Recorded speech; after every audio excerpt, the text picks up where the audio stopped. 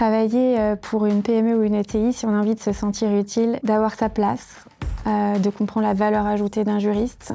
On est au plus proche des clients internes et ça vous apprendra une pratique qui est transposable partout.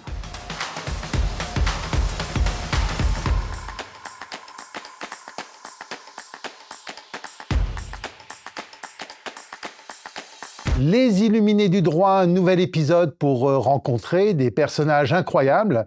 Ils ont fait de droit une passion, ils le font peut-être différemment, ou alors ils n'étaient pas du tout familiers du droit et se sont retrouvés dans ce secteur économique passionnant. Aujourd'hui, nous avons le plaisir en direct de Bretagne, de Vannes plus exactement, de recevoir quelqu'un qui est pays. Bonjour Solène Houy. Bonjour Stéphane. Très heureux de vous accueillir. Alors, vous êtes directrice juridique Ouest chez Steph. Oui, c'est ça, responsable juridique J'ai régional. pas dit de bêtises. Non. Alors, régional. Le groupe Steph, peut-être en quelques mots, tout le monde a dû rester derrière les camions Steph sur l'autoroute, mais ne sait pas forcément ce que c'est. Les ronds bleus que tout le monde connaît.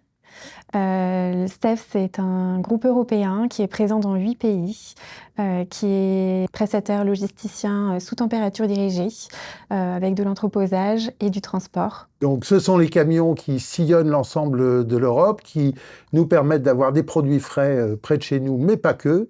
Et ce sont aussi des centres logistiques, si j'ai bien compris. Ce sont aussi des centres logistiques avec du stockage de produits, qu'il s'agisse de produits tempérés, sous température dirigée, en frais ou en surgelé.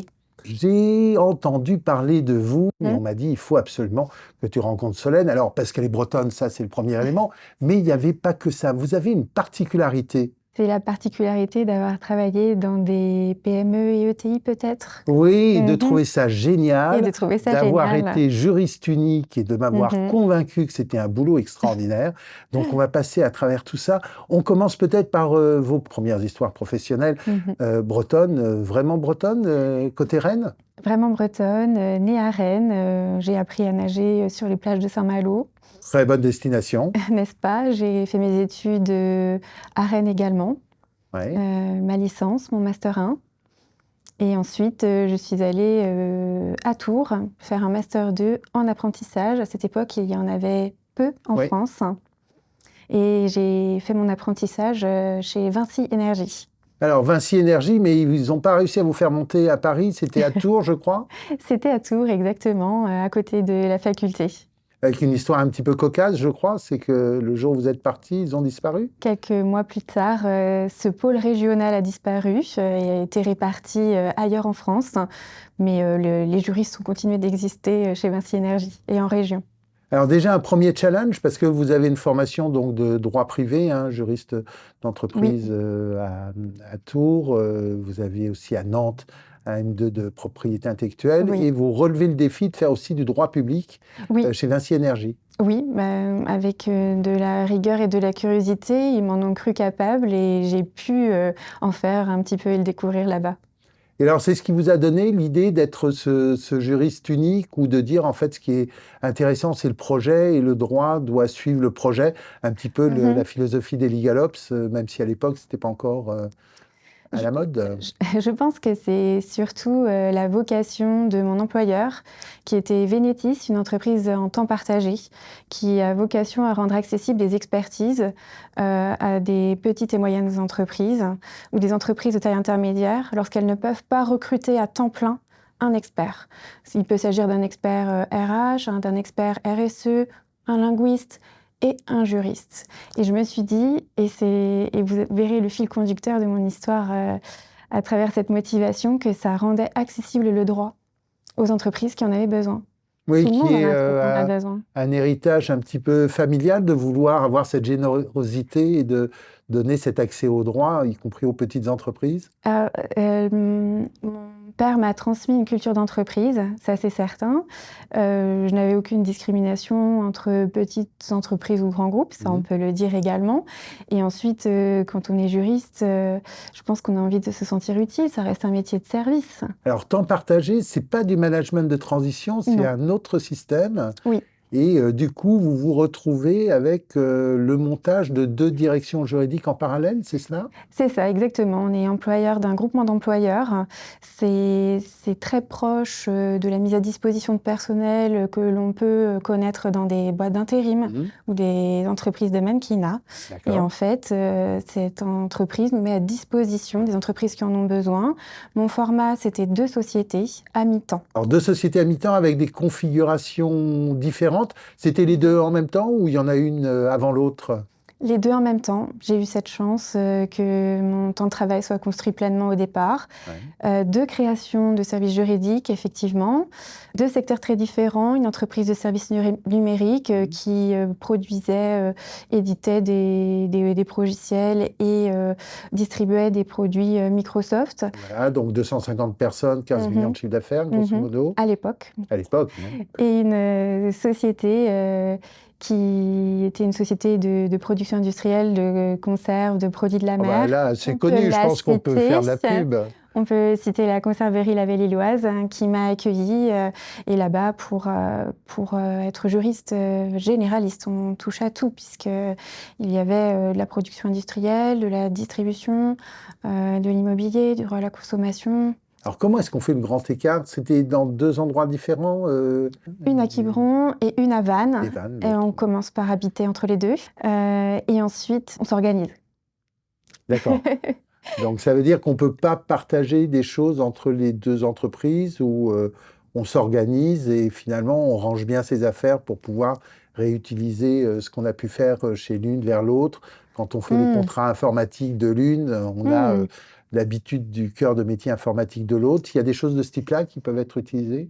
Tous les ponts sont possibles dans un cerveau de juriste. C'est important de décloisonner, même si on apprend des matières de manière pédagogique séparément. Donc c'est possible de faire des ponts. Mais ce réemploi-là, c'est pas la première chose à laquelle je pense. Je me suis surtout dit, quand je rentre chez moi, je ne peux pas porter le poids de la responsabilité de 2 sociétés en même temps. Donc déjà, j'ai cloisonné, mes horaires et mes sollicitations avec uniquement des souplesses quand il y avait des rendez-vous de négociation de contrat et Ouais. avec le concours de mon entreprise.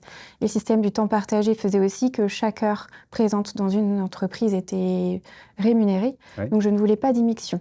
D'accord. Mais chaque salarié en temps partagé s'organise à sa façon. C'est un schéma un petit peu particulier. Oui, ça Moi, demande ça quand m'a même aidée. une sacrée organisation Oui, et une capacité de gestion de projet que oui. vous avez apprise sur le tas Eh finalement. bien voilà, vous avez tout compris et vous comprenez aussi mon attrait pour les legal ops. Parce que dès le départ, il faut optimiser, se poser la question de pourquoi on fait quelque chose, parce que si c'est inutile, il vaut mieux le laisser de côté. Enfin, ça, c'est un job en général, c'est pas que LegalOps en particulier, non? Non, mais legal ops, selon moi, c'est quand même une orchestration de la matière juridique dans tous ses aspects. Je vous dirais que c'est une vision 3D, j'aime bien dire ça. Ouais, ouais. Si on laisse les choses venir à nous, quand on est juriste et c'est possible, ce serait la vision en 2D. Si on s'interroge, si on regarde les liens avec la stratégie de l'entreprise, notre positionnement dans l'entreprise, notre valeur ajoutée, la stratégie pour augmenter la maturité juridique, la sécurisation juridique, là, ça prend une autre dimension. On est acteur. J'ai été mise en position d'être dynamique et proactive dès le départ. Donc ça m'a plongée dans ce bain. Et quand ensuite les legal ops ont été nommés, je me suis reconnue dans cette possibilité d'organiser la matière juridique. Ça m'a Alors, toujours guidée. est-ce que c'est plus facile de le faire en créant, en ayant un accès direct au chef d'entreprise, parce que c'est lui qui paye, et là, il voit directement la facture, donc il a une petite idée derrière la tête. Mm. Comment est-ce que vous voyez ce premier step? Parce que le changement a l'air d'être assez compliqué, et la complicité des managers est loin d'être neutre Mhm. dans la réussite des juristes d'entreprise. Oui, je ne sais pas s'il y a une configuration plus facile qu'une autre. Créer, c'est partir de rien. La feuille vierge, elle est intéressante, mais le droit est partout. Ça veut dire que le dirigeant d'entreprise a déjà été confronté au droit. Les Mais- mauvaises habitudes sont déjà prises. Vous avez tout compris. Et je pense qu'une des difficultés de notre métier, mais qui n'est pas négative, c'est de faire Challenge. comprendre à quoi sert un juriste. Et c'est quand même ce que j'ai rencontré dans tous les types de postes que j'ai occupés. Et c'est plus facile dans une petite entreprise, même si on est plus dans le TI quand même pour Pour la la Belle-Îloise. conserverie, Euh, C'est différent. Disons qu'on connaît on connaît tous ses clients internes, on travaille physiquement avec eux, par exemple, Oui. et pas à distance, comme je peux le faire aujourd'hui. Donc c'est plus facile de se mettre à leur place, de comprendre leurs contraintes, de se rendre utile pour s'intégrer. Mais c'est toujours aussi peu facile de se confronter à l'héritage. À l'héritage de la société vis-à-vis de son histoire avec des juristes. Culture des dirigeants peut mieux faire ou on peut quand même les faire progresser en se faisant à l'idée que les écoles où ils ont pu étudier ne les ont pas forcément préparés à un milieu hostile au niveau juridique? On peut toujours faire mieux. En fait, plus on apprend et plus on est avisé, plus c'est facile. C'est notre travail aussi de diffuser la culture juridique. On se comprend mieux quand elle est plus répandue. Alors, quand on travaille sur deux univers qui sont très différents entre les services, pour faire simple, et la prod, il y en a un qui est plus attachant que l'autre ou... Ah, je ne pourrais pas me prononcer. J'ai toujours aimé rencontrer les métiers avec lesquels j'ai travaillé et la diversité des métiers avec lesquels j'ai travaillé. Chacun a sa propre rigueur. Je dirais que c'était plus facile de faire l'analogie en travaillant avec des informaticiens qui sont rodés à la gestion de projet, qui sont rodés au risque projet. Donc on pouvait utiliser un langage un peu commun. Oui. Mais ils ont aussi un jargon, hein. Les acronymes qui sont issus de mots d'anglais, je n'oublierai jamais. Ça prend.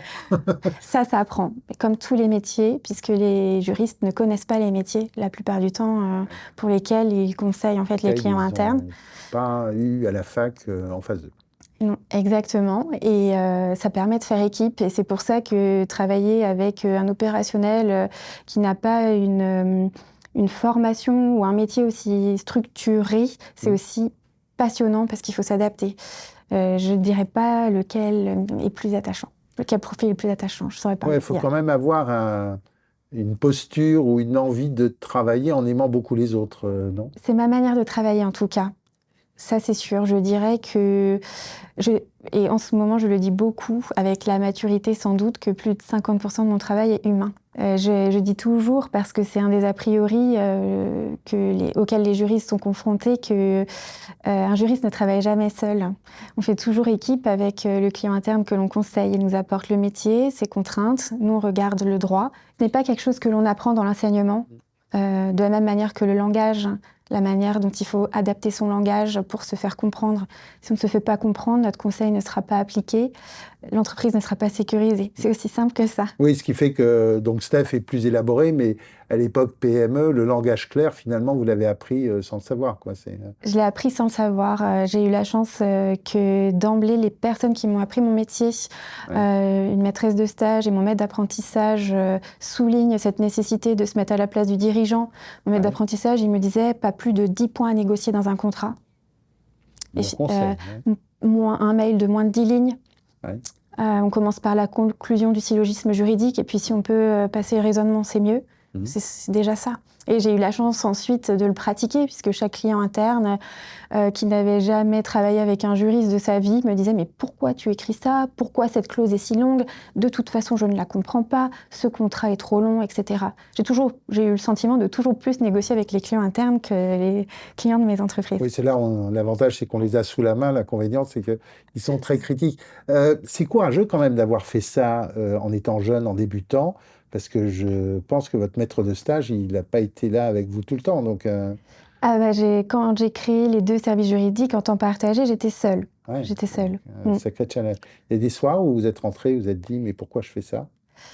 Je me disais surtout, ils vont comprendre que je ne suis pas la bonne personne et ils vont me dire que c'est terminé entre nous. C'était une inquiétude constante de pouvoir leur être utile et de pouvoir leur apporter finalement le sens que l'on peut donner au droit, l'utilité de cette matière. J'en suis tellement convaincue et passionnée. Le soir, j'étais très fatiguée. C'était le sentiment dominant. Alors du coup, quand vous avez retrouvé une équipe en arrivant chez Steph, oui. Climat différent, mais du coup, accélération dans les perspectives que vous pouviez avoir, jusqu'à participer à des jeux concours et des choses de ce type-là? Alors, j'ai participé aux jeux concours quand j'étais à temps plein à la conserverie La Belle-Illoise, car mon temps partagé s'est ensuite transformé en temps plein. Alors, Avant d'arriver chez Steph. le challenge, donc vous n'aviez pas les lapins crétins comme les amis d'Ubisoft pour Non. faire comprendre le RGPD. Absolument. Mais en tant que juriste unique, vous avez persuadé les amis de la Belle-Îloise de se convertir au RGPD avec un jeu. Vous avez tout compris. L'enjeu, c'était de se mettre en conformité avec le RGPD, de A à Z, et évidemment de former l'ensemble des utilisateurs de données personnelles. J'aurais pu faire un diaporama, et je pense qu'à ce stade, on m'aurait écouté poliment. Mais mon problème, c'était qu'on mémorise certains mots-clés ou certains concepts clés pour sécuriser les données personnelles dans la conserverie La Belle-Îloise. Et donc, j'ai choisi d'associer le ludique et le pédagogique. C'était aussi, comme disait mon secrétaire général, pour marquer les esprits, pour montrer que le droit, c'est pas seulement austère ou quelque chose qu'on veut éviter. Le RGPD, un gros mot dont on ne veut pas trop entendre parler, en plus de tout le travail qu'on a à accomplir, ce qui est quand même le cas de chacun de nos clients internes. Et je me suis lancée pas seule, et j'ai eu cette chance de pouvoir le faire. Alors, vous êtes appuyé sur une société dont c'est le métier, des consultants, Non. ou c'est vous qui, Oui. soir, rentriez chez vous et Voilà. découpiez votre C'est jeu? ça, du papier, de la ficelle, les boîtes de présentation de conserve de la conserverie La Belle-Îloise. Ah oui? C'était pour créer le jeu. C'est votre secrétaire général qui vous a poussé? C'est vous qui vous êtes dit, bah, tiens, je vais montrer à tout le monde ce que je sais faire? Enfin, qu'est-ce qui fait qu'on a cette démarche seule? C'était animé par la volonté de montrer que les juristes peuvent être créateurs aussi, et que le droit n'est pas qu'austère. Et j'y suis allée seule. Je trouvais ça formidable d'emmener une ETI à ce concours, à notre petite manière, et de montrer qu'on pouvait associer le ludique et le pédagogique pour la matière juridique. Donc c'était aussi une manière de montrer une identité de marque du juriste qui peut être plus fun. Alors du coup, Steph, avant de conclure, parce qu'hélas le temps passe trop vite, pour recommander cet enthousiasme et dire aux jeunes pourquoi est-ce qu'il faut aller en ETI et pourquoi il n'y a pas que les cabinets petits qui sont sympas, il y a aussi des entreprises qui sont encore plus sympas que les petits cabinets qui sont des petites entreprises finalement. Steph, c'est une autre dimension, c'est un autre challenge? Une autre dimension parce que mes clients internes sont multipliés par centaines. Un autre challenge par rapport aux enjeux qui sont par un nouveau métier que je rencontre, par rapport aux enjeux parce que je suis plus loin de la direction. C'est plus difficile pour moi, par exemple, parfois d'avoir les informations stratégiques. Un autre enjeu parce que je travaille avec d'autres juristes qui peuvent donner des process auxquels je dois m'adapter, et je suis l'intermédiaire entre le terrain et ses directives. C'est très différent. C'est très différent, et en même temps, j'y réponds de la même manière que quand j'étais en ETI et PME. Vous me demandiez de fournir une motivation aux jeunes. Pourquoi aller vers les PME, les ETI? Oui, parce que souvent, ils veulent des trucs qui brillent, avec de la sécurité et tout ça. Hein, parce que je ne suis pas sûr que votre angoisse de tous les soirs dont vous parliez tout à l'heure, tout le monde l'absorbe. Travailler pour une PME ou une ETI, si on a envie de se sentir utile, c'est ça, c'est merveilleux. l'utilité en fait qui fait la différence. D'avoir sa place, de comprendre la valeur ajoutée d'un juriste. On est au plus proche des clients internes. Et ça vous apprendra une pratique qui est transposable partout. C'est sûr qu'on est mis en difficulté, mais c'est pour ça qu'on peut y faire ses armes. Sa zone de confort, ce que l'on dit toujours. On peut y faire ses armes, on apprend à être un praticien, je pense, très complet, qui peut ensuite aller faire sa pratique où on veut bien l'accueillir. Souvent, on dit que c'est compliqué de trouver des conseils qui vous aident, c'est vrai ou... En PME et ETI? Pas du tout. J'ai plus de difficultés aujourd'hui parce que je travaille en matière de prestation de transport pour des dossiers des dossiers par exemple de sinistres qui, lorsqu'ils ne sont pas pris en charge par l'assureur, sont de très faible valeur. Et les avocats avec lesquels j'ai travaillé précédemment ne prêtent pas ce type de dossier. C'est sûr que leurs honoraires sont décorrélés de la réalité. Et donc, au contraire, j'ai dû chercher des partenaires adaptés à cette matière. D'accord, donc c'est marrant, Oui. ça soit plus compliqué de travailler avec des conseils quand on a une certaine taille. Dans mon périmètre. Ouais.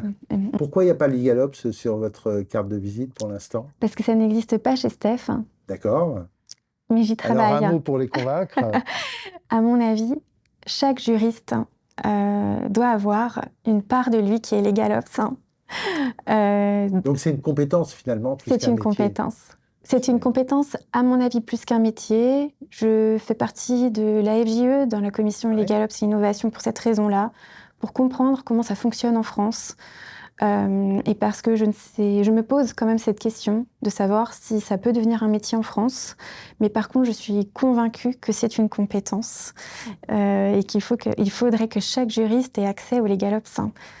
Écoutez, nous avons la même conviction, c'est ce qu'on fait dans le DU Transformation digitale du droit et d'Egaltech à Paris 2, qui était partenaire justement de la FJE et de sa commission LegalOps pour ce fameux LegalOps An Innovation Day qui a eu lieu il y a quelques jours, 2e édition. Un énorme remerciement d'être venu de Van jusqu'à nous. Et si vous ne connaissez pas Van avant le prochain épisode des Illuminés du droit, allez y faire un tour, c'est magnifique, et pas uniquement parce que c'est breton.